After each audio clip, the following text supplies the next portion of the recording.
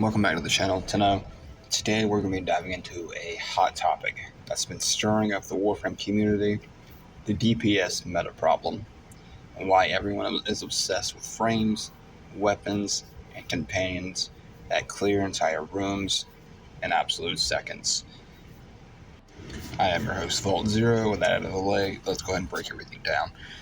The DPS Meta Problem is a problem that I have noticed in Warframe, particularly since I've returned the last month, and I feel it's been building to this situation for a few years now. Since I am a returning player, I can't really put my finger on when the problem began, and I'm going to dispel this rumor right now. No, I am not a Grenier or a Corpus sympathizer. I am not a spy in disguise. You know, I do have a little bit of sympathy for them. I feel they're abused just a little bit. I feel like they're the equivalent of the middle schoolers thinking they're cool till they get up to high school, and then they just get beat up in the gym and their lunch money taken on a daily basis. So I mean, I need to feel a little sympathy for them. But no, the real issue is that, how do I put it? There are so many possibilities in frames and builds and companions and weapons in the game, yet it's so limited on what a portion of the player base expects other players to play, if that makes any sense. There are frames and weapons and companions that, with the right build, can help you absolutely nuke rooms in just seconds. And it doesn't really seem to matter what level the enemies are, steel path or not, modifiers or not. It's just our power levels at this point are just off the charts. And that's cool and all. But here's the thing, and here's what I'll say. Not everyone wants to play that way. And I feel that in order to reach the highest points of the game, some players are feeling pressured to play frames that they're not really wanting to play, just to appease other players. And I'm not going to quit beating around the bush. I'm going to give an example. I play Nidus. I play multiple frames, but Nidus is probably my favorite frame. Now granted, I just recently started playing him. I played him in launch, but that's been when he launched, but that's been a couple years ago. I just recently started playing him again. But he's not one of the top tier frames, and to be honest with you, I don't have like a maxed out build or anything. Like, I haven't really looked up any kind of builds about it. I'm just kind of been going by what feels good to me and what just makes sense. And what I will say is, yes, this is a team game, and when you want to go to that in-game activity, that's really high-level missions, you should be able to pull your own weight. But where I draw the line, my issue is when I spawn into a mission and I know I can pull my own weight. I know I'm dealing plenty of damage. I know I'm not holding the team back. When I'm treated like I'm not a good player, or I'm talked down to because I can't walk into a room and nuke things in 2 seconds. That's not fair, that's not fun, and it leads to burnout. And it goes against the core principles of Warframe. We have 59 unique frames, and almost double the amount of frames when it comes to primes.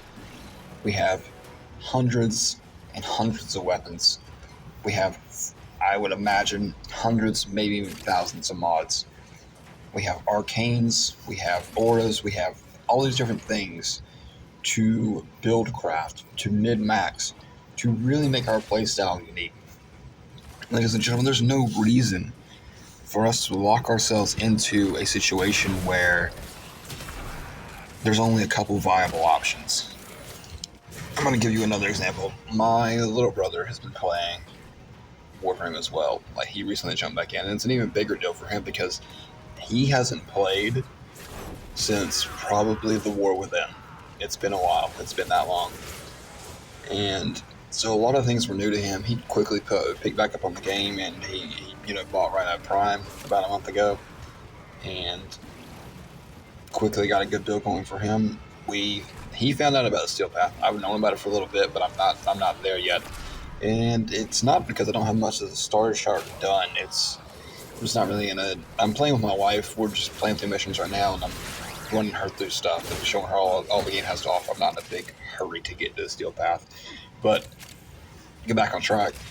Um, he found out about Steel Path and was really excited and stopped there and did everything he needed to do to get to the Steel Path.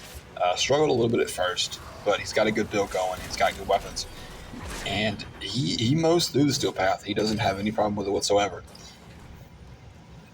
But he complained to me the other day that he was with someone who was just dogging him, who just kept egging him on, saying, Rhino, use roar, use roar. Like he wasn't already using roar, he was already using it. But he got the vibe off this person that because he didn't have his ability, strength, all the way maxed out, all the way tippy top, and that person didn't think that roar was given enough of a buff, that he was implying that my little brother's build wasn't good or wasn't up to par. And he was insulted, my little brother was, because, we've been playing the game a long time, and we don't like to feel like we have to appease everyone else when we play. If I'm holding my own, if I'm running through the mission, if I'm not slowing you down or holding you back, you're not having to come revive me every, 2 minutes, you don't need to worry about me. And that's the other thing I want to talk about is I'm almost being pushed to a point where even when my wife's not playing, I almost prefer playing solo. And that has never been the case for me in Warframe in 10 years off and on. I've never wanted to play Warframe solo until recently. And that is because, like I said, he will just expect you to just, like that, through the mission. No patience. And I understand sometimes, maybe someone is playing just a couple missions before they got to go to work. They don't have much time. I understand it. I've done it. And one thing I've talked about several times in several different videos is how much I appreciate Warframe for being respectful of your time, because you can run through a mission with a full squad depending on how competent that squad is. You can run through a full mission in 2 minutes. And that's great because you don't have to dedicate a whole 30 minutes, a whole hour to feeling like you've got something accomplished on Warframe. So I understand people not wanting to be slowed down too terribly much, but if I'm slowing the team down and it's going to take us maybe 3 minutes instead of 2 minutes to do that mission, that shouldn't be an issue. And it brings me to a larger issue outside of just Warframe. And I mean, don't get me wrong, I use TikTok all the time too.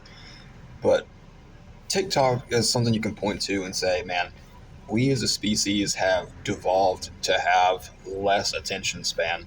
And I think that translates over to Warframe wanting that instant gratification. We want that reward, and we want it as soon as we can possibly get it. And if that means boxing everyone in to say, hey, you need to use only the best weapons, the best frames, only the S tier items, otherwise you're not playing the game right, that's not fair. Because like I said, there are players like myself and my wife and stuff who don't enjoy playing only meta items. I've never been a meta player in any game I play. I just don't like conforming and using what everyone else is using, especially in a game like Warframe, where we should be encouraging the multitude of play styles and build crafting that have been carefully implemented into the game. We are blessed because Warframe does not have PvP in the sense that Destiny does, so we can have some pretty nutty builds. Case in point, the whole point of this video is builds that wipe out rooms in 2 seconds. And I know I'm going to get comments saying, oh, that sounds like a you problem. And I'm just going to dispel that right now. That's not the case. Like, my wife has pointed out to me, she has only been playing the game for a couple weeks, probably about 3 weeks at this point. And very early on, when she was still getting a handle on it, the first few days, she loved playing squads because she could kind of like ride their coattails, kind of like get carried and be like, I don't really have to do much, you know. While she got her feet under her and really kind of understood the mechanics of the game and the frame she was playing. Now, if me and her are doing separate things or we're not in the same squad, I'll hear her, get frustrated, and she'll be like, "Man, I sure would like to play. I sure would like to kill something in this mission. I sure would like this guy to stop rushing me to the end." And that's frustrating to hear, because typically what happens then is I'll drop whatever I'm doing and I'll squad up with her. Not that that's a chore or anything, but I want her to be able to experience the game and enjoy the game, even when I'm unavailable to play. She shouldn't have to wait for me to get off work or whatnot to play and enjoy the game. Um, and that, not just her, but all new players in specific. Like I said, I'm a veteran. You're not going to hurt my feelings. But these new players that are coming into the game, they're excited. There's a lot of possibilities. Like I said, there's just so many possibilities in terms of build crafting and frames and weapons and companions. And they're excited. They want to try all these new things and try to mid-max different things and experiment.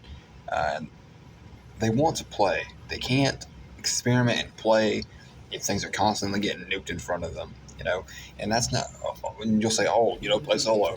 They don't want to play solo. They want to experience the game as a squad so that they can do, in-game content as well and make some of that other content in the early game easier for them if they're struggling.